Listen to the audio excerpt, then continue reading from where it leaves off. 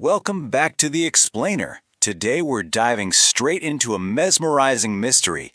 We are talking about a phenomenon that spans the entire globe and genuinely challenges our fundamental perception of both human history and mythology. It pops up in virtually every corner of the world, separated by vast oceans and thousands of years, yet it's remarkably consistent. We're going to examine the fascinating concept of the eternal guardian.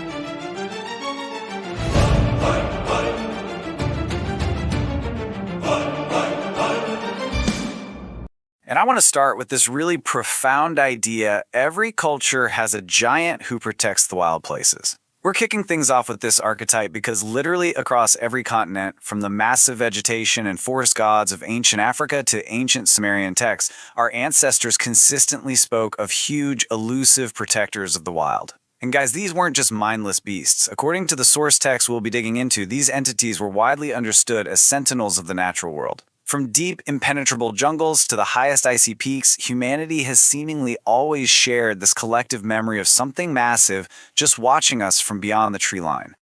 Okay, let's jump into Section 1, the Universal Giant Archetype, humanity's oldest memory. Now this perfectly illustrates the crazy contrast at the very heart of this mystery. On one hand, we've got tangible physical artifacts. Think 3,500-year-old carved stone primate heads discovered by First Nations people in the Columbia River Valley of North America. But then on the other hand, we have these deeply complex spiritual traditions, like the ancient Aztec belief that inhabitants of the present world sometimes encountered terrifying giants. And here's the kicker. According to the Aztecs, these giants were relic survivors of massive floods and earthquakes that had literally wiped out past eras of the world. It's just a stunning parallel of physical stone right next to ancient spiritual story. Moving right along to Section 2, Guardians Around the Globe, the Overwhelming Evidence. When we actually synthesize the global data, what we see is kind of mind-blowing. We find identical characteristics of huge bipedal boundary spirits across the entire world. Just take a look. In North America, First Nations view the Sasquatch as a forest guardian. Over in Tibet, the Yeti, or Migu, is deeply tied to religious life as a protector of sacred mountains. Down in Australia, Aboriginal legends speak of the Yahwi as this imposing boundary spirit. In Polynesia, you have the Menehune, giants serving as guardians of taboo lands and nature. And even in Norse mythology, the Jotnar are immense nature giants who are intrinsically tied to the cosmic balance of the universe itself. You can actually see this explicitly in indigenous oral traditions, like the Maori Patupaiarehe of New Zealand. They're described as fair-skinned, ethereal nature spirits dwelling up in remote, mist-covered mountains. They're renowned for this enchanting flute music and are deeply, deeply respected as guardians of the land and the forests they inhabit. In Maori culture, there's a profound sense of caution regarding their territories. It's all about honoring the supernatural presence of these beings and ensuring their sacred spaces remain completely undisturbed. So, the absolutely crucial point to take away here is that these aren't just terrifying monsters lurking in the dark. They are almost universally revered as sacred caretakers of nature. Think about this. In the Hindu Kush, the wild man is literally worshipped as a forest deity. In Bhutan, the government actually created a 253-square-mile wildlife sanctuary specifically to protect their version of the creature, the migoy. That's huge. Many First Nations people explicitly refer to Sasquatch as caretakers of Mother Earth who meticulously adapt themselves to the environment. And African traditions speak of giant forest gods who once ruled the vegetation. Which brings us to Section 3, the Eternal Guardian Thesis, more than a myth. This overwhelming consistency across totally isolated cultures brings us to a real paradigm-shifting concept. If we synthesize all of these different sources, what emerges is the Eternal Guardian Thesis. This framework flips the script. It frames the Bigfoot archetype not as just some simple, undiscovered primate, but as a sentinel, a literal boundary marker between human civilization and the primordial wild. They're viewed as the last remnants of ancient giant protectors, intricately engineered or shaped to maintain ecological balance and keep an eternal watch over the world's untouched, sacred places. And their historical role seems to follow a really clear, almost programmed procedure. Step 1. Survive cataclysms. Just like those Aztec legends of giants outliving the destruction of past worlds. Step 2. Maintain cosmic and ecological balance, basically guarding nature from humanity's annoying tendency to repeat ancient destructive mistakes. And Step 3.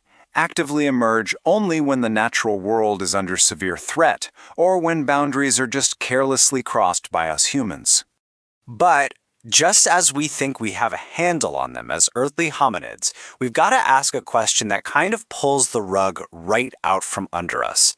Based on some truly bizarre historical accounts and indigenous claims found in our sources, we have to ask, are they simply earthly flesh and blood, or is there a cosmic, pre-cataclysmic origin at play here? Let's look into that in Section 4, the cosmic origin story, star people, and paraphysics. Remember, as we go through this explainer, we are simply reporting what the sources claim. And right here, things take a wildly unexpected turn. Let's trace this timeline of high strangeness. We start with ancient Aztec texts of relic survivors from previous ages. Then we jump to an astonishing 1888 journal by James C. Wyatt in California. Get this. The indigenous people there explained to his grandfather that a creature named Crazy Bear was dropped off by a descending small moon piloted by humans. Yep, you heard that right. A 19th century UFO drop-off for Bigfoot. And this directly echoes modern-day theories linking these beings to extraterrestrial phenomena. According to certain Native American elders and researchers like Kawani Lapsaritis, these entities are incredibly advanced. Lapsaritis claims they actually communicate telepathically and are, essentially, a paraphysical, interdimensional native people. The wildest part? According to these accounts, the creatures themselves have communicated that they were seeded on Earth by extraterrestrials, their friends, the star people, long before human civilization even existed. Now, this cosmic angle would actually explain the seemingly supernatural abilities recorded all over the globe. We have accounts from the daughter of a Kootenai shaman stating tribal elders have literally seen Sasquatch shapeshift into wolves.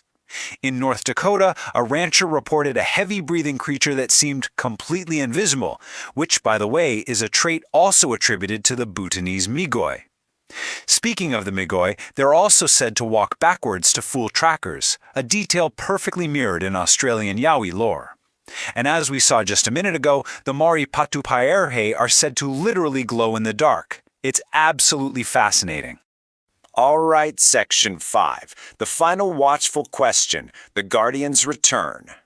Bringing all of this together, we have to look at why this global archetype matters so deeply right now. Look, whether you believe they're an undiscovered species of primates, ancient aliens exiled to Earth, or simply a really profound psychological archetype invented by human culture, their documented role is consistently identical.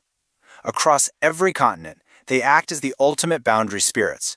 They serve to warn us, sometimes gently, sometimes pretty forcefully, about encroaching too far and destroying our natural world. And so, I'm going to leave you with this final thought to ponder as we wrap up this explainer. If the sources are right, and these guardians of the wild are stepping out of the shadows more and more frequently in our modern era, what ancient mistake are they trying to stop us from repeating?